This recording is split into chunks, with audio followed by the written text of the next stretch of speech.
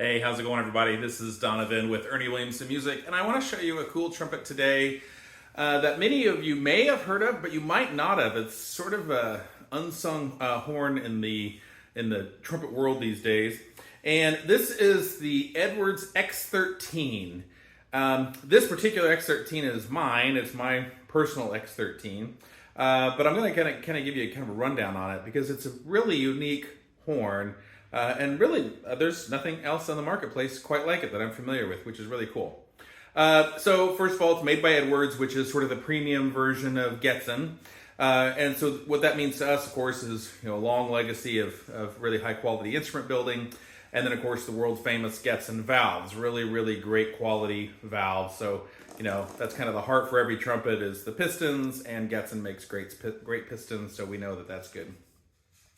The other things, standouts with the X13, 5-inch bell. We're seeing more and more on modern trumpets today, where we're just seeing like this larger bell. Larger bell gives us a little bit, just kind of a larger cone of sound, a larger cone of projection starting off. And so we can kind of think of the smaller bell is going to be a little more focused, and the larger bell is going to be a little broader. Kind of helps your sound to spread a little bit more, which can be really, really nice. The things that immediately stand out that are unique is what Getzen calls their X-bend, radius. And that's kind of the bend that you see here, and then the matching bend over on the tuning slide. And traditionally, with most trumpets, we'd see just sort of like an oval loop here on the end, and over here you might see a semi-oval, or you might see a D shape, or some other different new shape. But this X-bend gives you a nice, a smooth response with still having nice projection. So it's sort of a hybrid between maybe like the Bach D shape, which I always really liked because you gave you a little bit of resistance and brilliance. But then like the bottom part of a rounded tuning slide for a little bit warmer sound, warmer overtones. So that's really cool. And then all new lead pipes and stuff to match with the bell taper. But the X-bend is the big thing. The other thing that's really cool to me, now you can see on my personal horn here, I've replaced the valve buttons that are on the production models with something a little more standard. It's just a visual thing for me. It's what I prefer. But the other horns have a really cool Art Deco kind of looking valve tops. Let me grab that. Just happen to have a brand new one right here. But you can see that it's this really cool kind of Art Deco-y looking valve button. So the tops are really small and thin. And then there's this raised portion here. And then the cap is recessed. And so it just goes right over like that. They're heavier tops and a little bit heavier bottoms. Not really anything extreme. And some people may dig that look. It's cool looking. It's just when I look down the instrument as I'm playing it, I like something a little more traditional. So for my personal horn, I opted for something different. Now the other cool thing with these horns that's really unique is this unipillar design. It's this little attachment here where you can remove this tiny little weight, and this came off of the Edwards trombone designs, where I think they'll have you can have dual of these unipillars. This one's made out of nickel. There's another one that also comes with it's made out of copper. And let me tell you, when I first saw this, I just thought it's just goofy. I just didn't really think much about it. I've been selling trumpets since the 90s, so I've done this a long time. I've seen all kinds of stuff. When I first saw that, I was like, that's just a gimmick. But I was really surprised when I actually tried it. I was like, oh, no, okay. You can tell the difference. You can screw this unipillar in either way. You can put it into the front or in the back this way. I've found I don't really care for it from the back. I think it adds a little too much more, maybe focus or resistance. What I find is by when you put the unipillar in, I feel like it's removing some of the upper end of overtones and adding a little bit more warmth to the sound.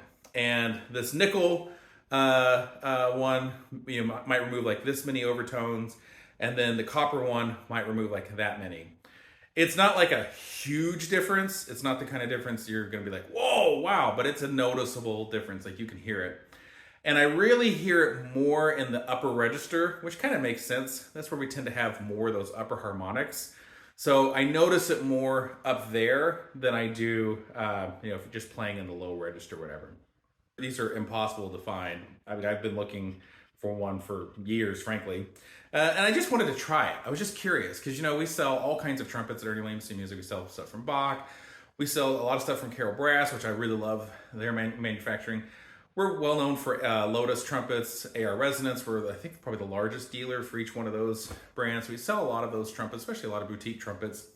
And this is often kind of mentioned in that same echelon, so I was just curious. I wanted to try it for myself. And so I bought it, and mine originally came in, and it was that satin lacquer finish. And so I sent it to them and had them satin silver plating it. And I've liked the horn so much that we're now a dealer for Edwards. And so the one that I've got in stock, I've had it also ordered in a satin silver. Mainly because I just feel like it's just kind of a cool alternative finish from bright silver plate or the satin lacquer, which, you know, a lot of people are doing, but, you know, kind of nice maybe to go a different direction. This horn's pretty versatile. It definitely falls on more of like kind of that ooey gooey tonal spectrum, but you can use it for other things too. So I've used it for playing in a wind ensemble, a couple different wind ensembles. I play in like a local just community band, like anyone can show up and play. It's a pretty good community band, but then I play in another group that's invitation only. I think it's a little kind of higher level group. But then I also did a 3-week production of The Color Purple. And I chose this horn because the music from The Color Purple, which is, by the way, tremendous musical and great music, but it kind of runs the spectrum from like rock pop stuff to kind of bluesy and some smoky stuff, jazzy, kind of everything in between. And I just thought like, man, this horn would kind of do that really well because when you pair it up with like a deeper mouthpiece, so this is a B cut mouthpiece, you can get a very warm sound, almost pseudo-flugely mouthpiece. And then you could also put in a little bit shallower mouthpiece, like I'll show you here in a minute. I've got an E cup that I use, and I can get those nice bright overtones.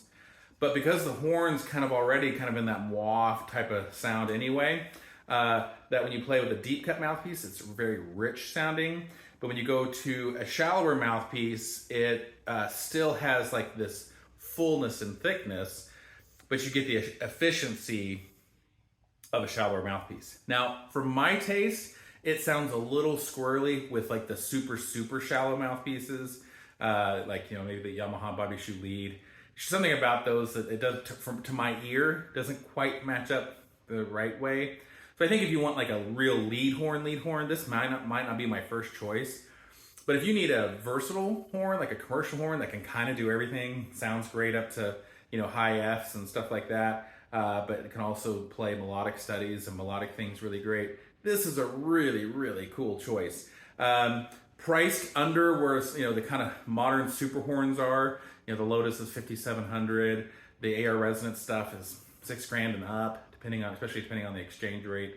And these horns are under $5,000, which I know isn't like cheap, but for what this is competing against, which is competing against like Lotus and those types of horns, it's kind of it's a value, really. As strange as that might be to say a $5,000 horn's a value, but compared to the other things that it's kind of designed to go against, you know, especially compared to like a Monette or something like that, this is doing that at a more reasonable price point, with the decades and decades of trumpet building experience that our friends over at Getson have. So I don't have anything prepared to play for you today. So I'm just gonna like noodle for a second, and I'll do it without the weight, and then I'll add the weights, and we'll try different mouthpieces, and we'll kind of see how you feel with it about it. And I'm not like warmed up or anything, so kind of obligatory trumpet player, like don't judge the player, just try to listen to the horn. And I'm not using any microphone other than what's on my cell phone.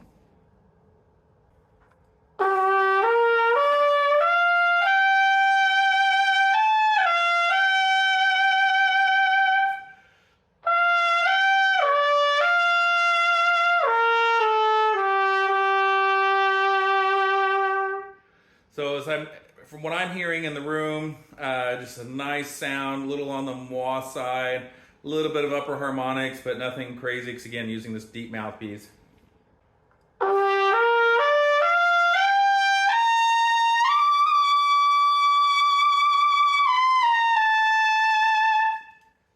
So really lovely. Now we're going to put in the nickel silver unipillar.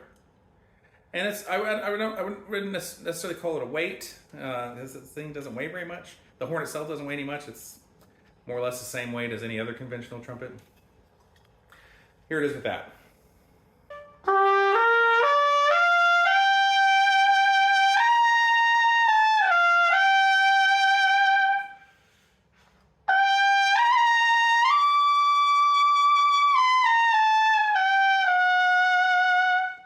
So again, just some of those really top harmonics to me sound like they're shaved off. Now I'll take that one out. And we'll try this copper one. And the instrument does come with both of these options. It comes with the copper and the unipillar. And like I said, you can play it without it too. So you really have three choices. You have it just plain nickel silver or with the copper unipillar. And the unipillars are different shapes. And that's primarily so that you can tell them apart even if you can't really quite see them. Maybe if you're in the dark, or if you're just feeling around in your case or something like that. There's the copper one.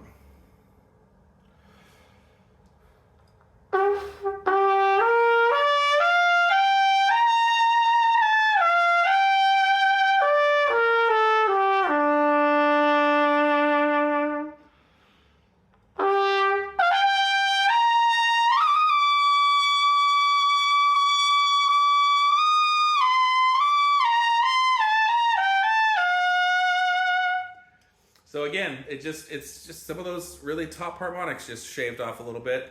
Warmer, richer sound with that. All right, and then if I take it out again and swap mouthpieces, and again, this is just a same rim diameter, but it's an E cup instead of a B cup.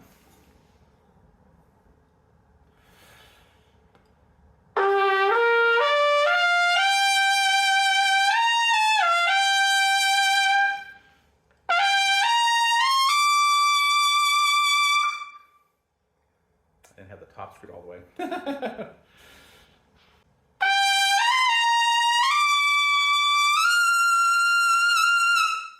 So you can hear like it's got plenty of brilliance and brightness. It doesn't have like this extreme sizzle that you might want in a truly lead or commercial horn.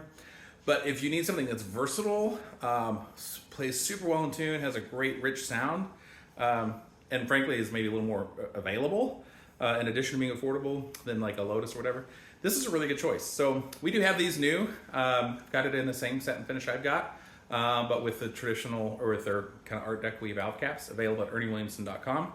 But yeah, I really dig it. What do you think? Let me know in the comments what you think about the Edwards X13.